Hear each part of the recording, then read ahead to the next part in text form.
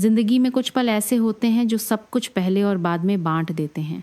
CEO Vikram Singh के लिए वह पल एक बरसात की मंगलवार की सुबह एक चमकती हुई गगनचुंबी इमारत में हुआ जिस पर उनका नाम लिखा था।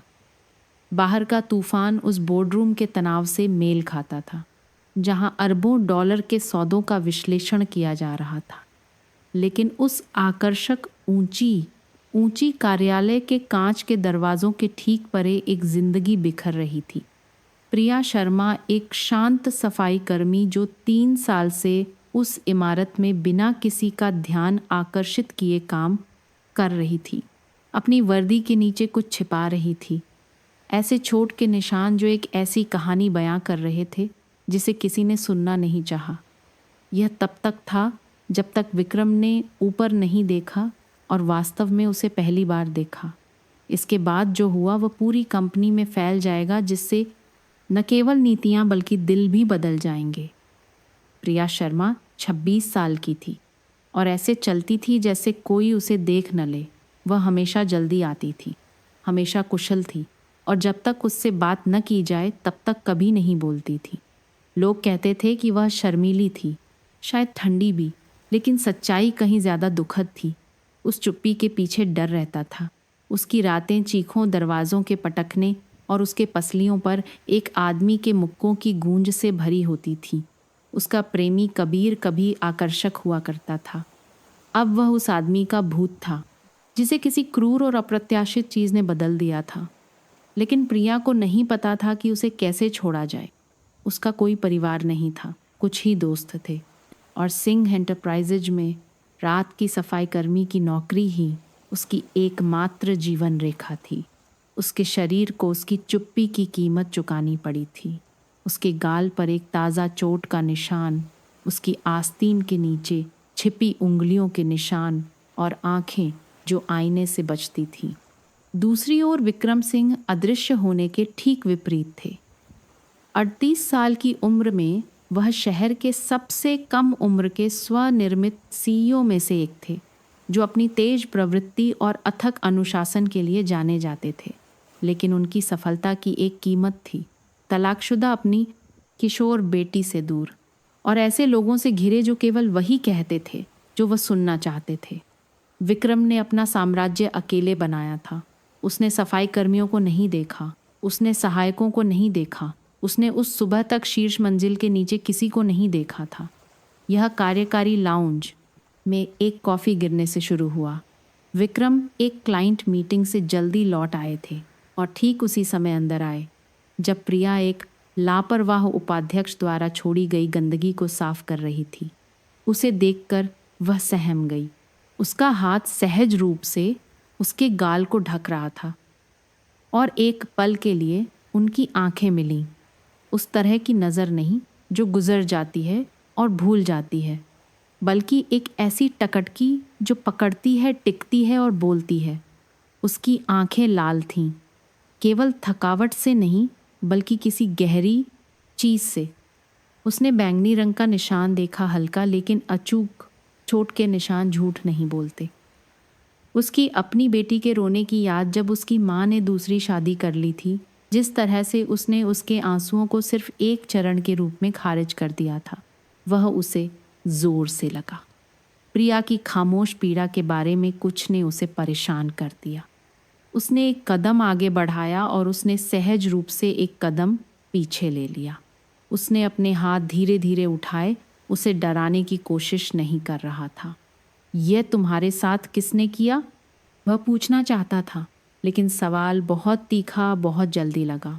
इसीलिए इसके बजाय उसने कुछ ऐसा किया जो पूरी तरह से उसके चरित्र के विपरीत था। वह बैठ गया। प्रिया जमी हुई खड़ी रही। 3 साल में किसी ने भी उससे इस तरह बात नहीं की थी जैसे वह मायने रखती हो। लेकिन विक्रम ने पूछा कि क्या उसे पानी चाहिए, क्या वह बैठना चाहती है, क्या वह सुरक्षित है। उसने हर बार अपना सिर हिलाया, लेकिन उसके हाथ कांप रहे थे। जब उसने धीरे से दोहराया, तुम्हें यहाँ ढोंग करने की ज़रूरत नहीं है, उसके अंदर कुछ टूट गया। एक आंसू उसके गाल से नीचे लुढ़क गया और फिर वह भाग गई। विक्रम उस रात नहीं सोया। वह उसकी पीड़ा की छवि को हिला नहीं सका। अगली सुबह उसने उसकी कार्मिक फाइल निकाली और उसका पूरा नाम, उसका आपातकालीन संपर्क और उसका वेतन पता चला, जो शहर में किराए को कवर करने के लिए मुश्किल से पर्याप्त था। उसने मानव संसाधन को फ़ोन किया और ऐसे सवाल पूछे जो उसने कभी नहीं सोचे थे। क्या वे घरेलू दुर्व्यवहार सहायता, मानसिक स्वास्थ्य सेवाएं दे रहे थे कमज़ोर कर्मचारियों की जांच के लिए सिस्टम क्यों नहीं थे? किसी के पास जवाब नहीं था। इसलिए विक्रम ने फैसला किया कि वह जवाब होगा। प्रिया 2 दिनों तक काम पर नहीं आई।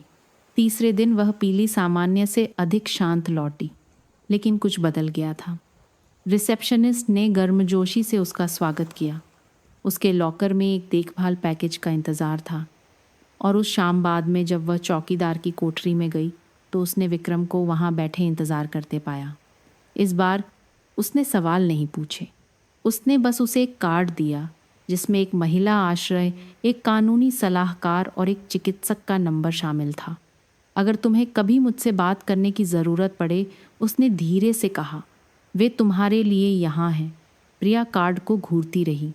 उसकी उंगलियां कांप रही थीं। क्यों, उसने अंत में फुसफुसाया। विक्रम ने तुरंत जवाब नहीं दिया। फिर उसकी आवाज़ धीमी और फटी हुई थी। उसने कहा, क्योंकि किसी ने एक बार मेरी बेटी से चुप रहने के लिए कहा था और मैंने हर दिन खुद से नफ़रत की है कि मैंने जल्द ही नहीं सुना। उस रात प्रिया ने एक विकल्प चुना, सब कुछ ठीक करने के लिए नहीं बल्कि पहला कदम उठाने के लिए। उसने आश्रय को फ़ोन किया। उसने एक परामर्शदाता से बात की और लंबे समय के बाद पहली बार उसे अकेला महसूस नहीं हुआ। विक्रम ने चुपचाप उसके सत्रों के लिए भुगतान किया। उसने व्यक्तिगत रूप से उसे दिन की सफाई की शिफ्ट में स्थानांतरित करने पर हस्ताक्षर किए और उसने अपनी ही कंपनी के अंदर एक मूक अभियान शुरू किया। ऐसी नीतियां स्थापित की जो प्रिया जैसे श्रमिकों की रक्षा करती थीं। गुमनाम रिपोर्टिंग लाइनें शुरू की और ऊपरी प्रबंधन के लिए सहानुभूति प्रशिक्षण अनिवार्य किया। इमारत में फुसफुसाहट फैल गई। सीईओ बदल रहा था। वह अब बिना किसी नज़र के चौकीदारों के पास से नहीं गुजरता था।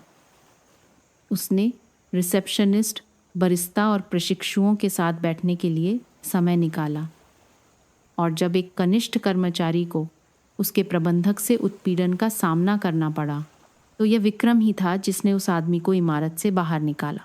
लोग दंग रह गए। मीडिया ने इसे एक पीआर स्टंट कहा, लेकिन उसके सबसे करीबी लोगों ने उसकी आंखों में, उसकी चुप्पी में, जिस तरह से वह अब सुनता था, उसमें अंतर देखा। प्रिया धीरे धीरे ठीक हो गई। उसने एक निरोधक आदेश के लिए दायर किया।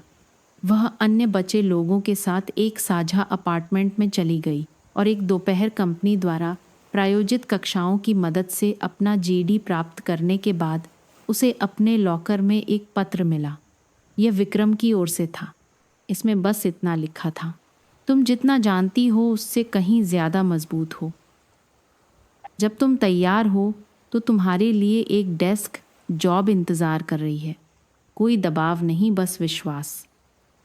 3 महीने बाद प्रिया अपने चेहरे पर मुस्कान और अपने कदम में उम्मीद के साथ मानव संसाधन विभाग में चली गई। उसने एक नरम लेवेंडर ब्लाउज पहना था। अब अपनी बाहों को नहीं छिपा रही थी। उसकी आंखें साफ थीं, उसकी मुद्रा गर्वित थी और विक्रम ऊपर बालकनी से देख रहा था।